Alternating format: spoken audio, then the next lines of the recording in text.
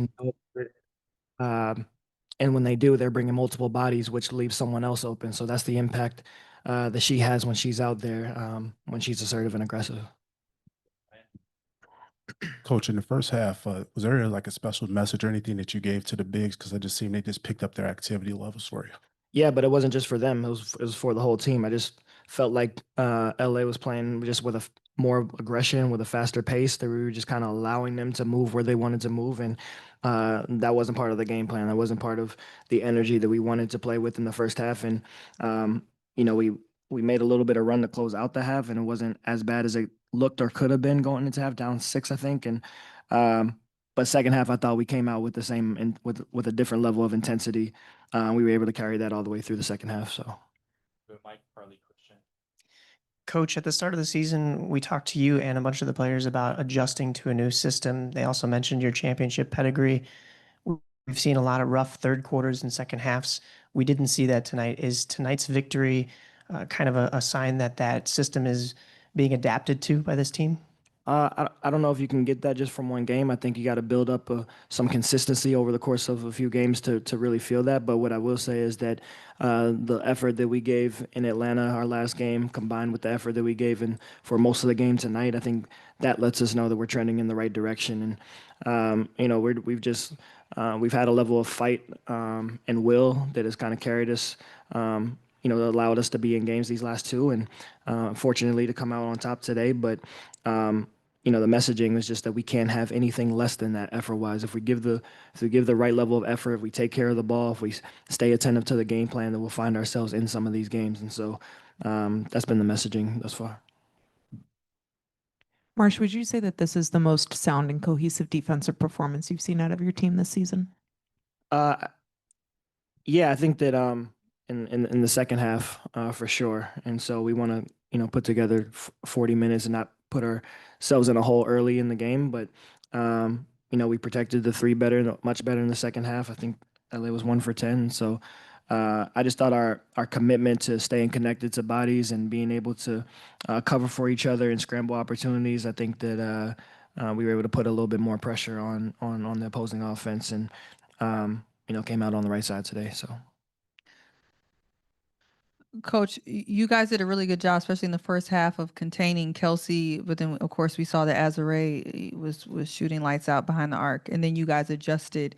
Angel talked about the adjustment that she made, but what kind of went into talking to the team and adjusting to the players that were doing really well tonight? Um, Angel, don't let Azare shoot anymore. and and she took on. I mean, she took on the assignment. I think Azure was 6 for 6 in the first half, and so I mean, they put you in some predicaments because you get in ball screens with Plum and Hamby, and Hamby's a hard roller to the rim that puts pressure in the paint, and you put Plum in ball screens with Azure. You got to pick your poison because she can pick and pop and shoot those threes, and so they present a lot of issues offensively for a team, and so.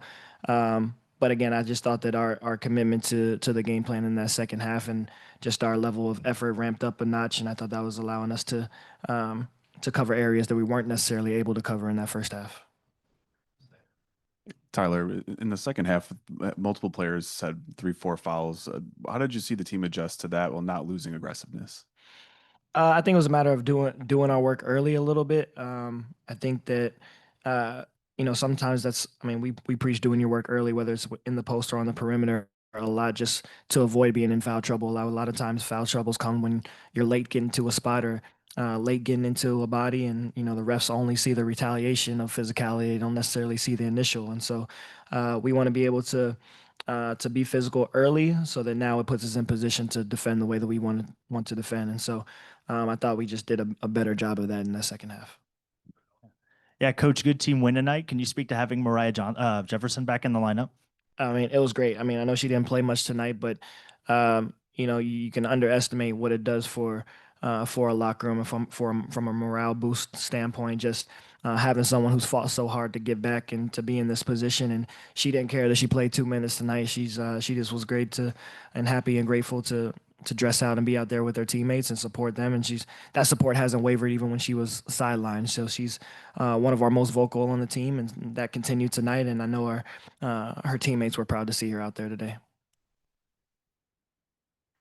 Hey, Coach. Ariel, even though she fouled out today, just contributed immensely in terms of scoring and assist and also taking some really crucial shots at various points, especially down the stretch. How much of her presence, especially at the one position, has been valuable to you and to the team at this point? Extremely valuable. I think that what we've seen the last two games really um, is her willingness to be more aggressive, and she's thinking less. I think when she was on the ball as our kind of our primary ball handler, she was thinking just a little bit too much of how to get others involved, and I think some of that was probably on me, and so it's just about simplifying things for her so that she can be in the best position to be the best version of herself, which is scoring the basketball. And so some of that was being able to put Rachel on the ball more and allowing Ariel to navigate off the ball a little bit more and put her in more positions to score and to get downhill. And so that's kind of been what it is.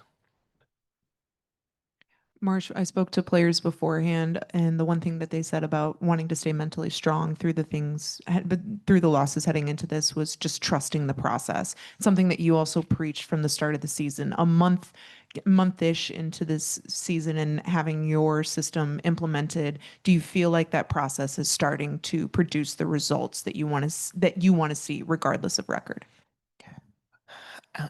At times, yes, from a basketball standpoint. I think when you talk process, I think that a lot of that is off the court as well. A lot of that is how you handle adversity, how you handle the ups and downs of a season, how you stay mentally focused, how you continue to fight, how you continue to stay together from a camaraderie standpoint. And so, from that standpoint, yes, I think that we've excelled in that area. I think we could have folded a long time ago, and you can look at some of the scores and kind of assume that something is what it really isn't inside our locker room, but we continue to believe, we continue to trust each other, we continue to stay locked into what our goal and our mission is.